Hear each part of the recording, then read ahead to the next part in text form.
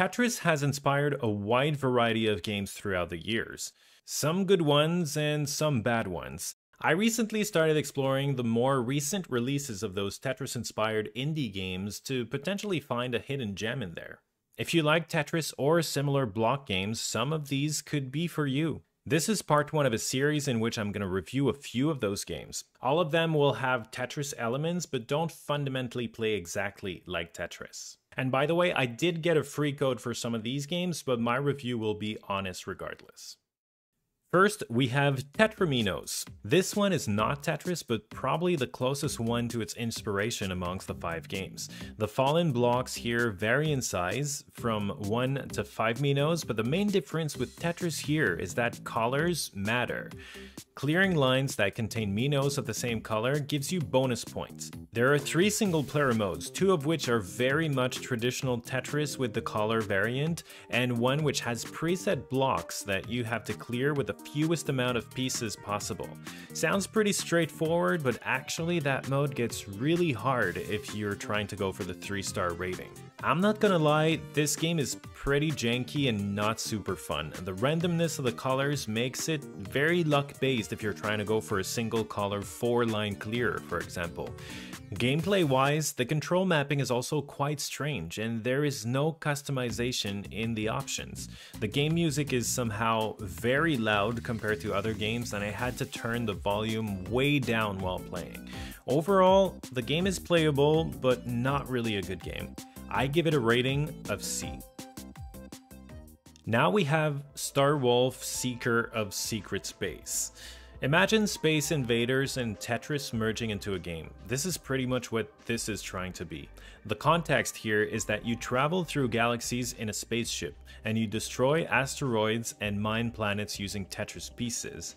I had hope for this one seeing the screenshots initially, but mostly found disappointment when I actually got to play it. This game used to be a mobile game with microtransactions that was recently ported to PC. The mobile feel of it hasn't really disappeared though. There is no controller support, and the pieces have to be selected with the mouse, which I assume feels smoother on a touchscreen.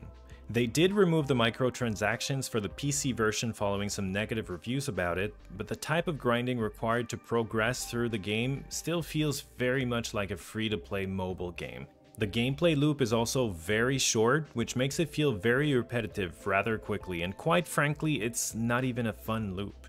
Overall, after about an hour and a half of playing this game, I give it a rating of D. Next up, we've got Centrist. I have to admit, looking at screenshots of this game, I wasn't convinced that it would be any good.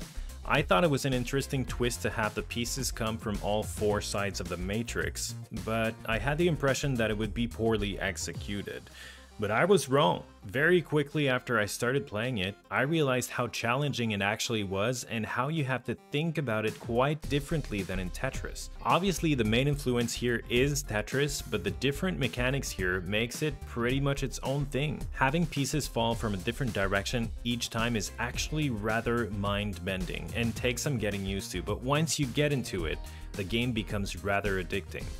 I initially planned to give this game an hour or 2 for my initial review, but ended up playing for almost 4 hours, and then kept playing some more in the following days to go for 100% Steam achievement, which I got, but then more achievements were added, so I had to play some more now. Which is fine, because the game is fun. The visuals are basic, but the music is pretty good.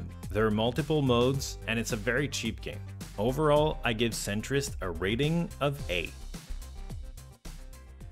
Let's move on to Blocky Dungeon.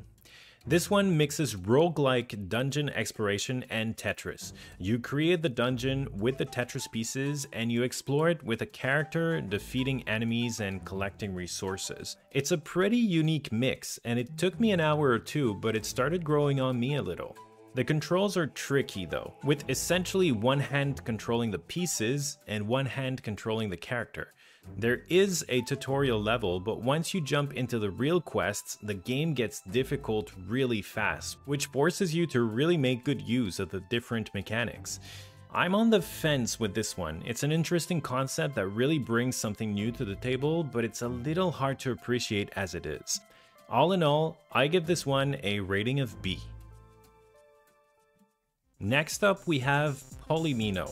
This game is similar to Tetris Attack or Panel de Pawn, but with a much bigger board, and you can swap blocks in both directions. The goal is to match at least 3 blocks of the same color, which sends a projectile from each end of the line created. In doing so, you can destroy the falling giant blocks that will make you game over if they run out of space to spawn. This one's a promising game. It is still in early access, so more modes should be added eventually, and most likely some of the issues will be fixed. For example, there's a multiplayer mode that's coming soon, which is currently in beta testing. I found the main mode pretty fun, but mostly on higher difficulties where there is at least some challenge. However, the games generally last between 20 and 40 minutes, which I think is a bit too long for this type of gameplay. Daily puzzles are another mode available, but they're not really puzzles, and frankly I don't see the point. Aside of the daily leaderboard, that could be a fun little challenge if there were more active players.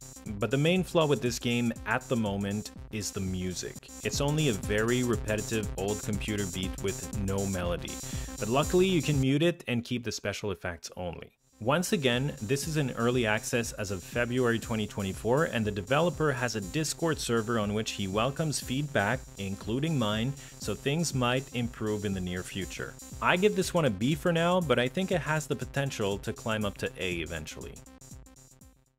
And that's it for part 1. Did you like this video format? Are you going to check out some of these games, or do you have any other Tetris-inspired games you would suggest for part 2?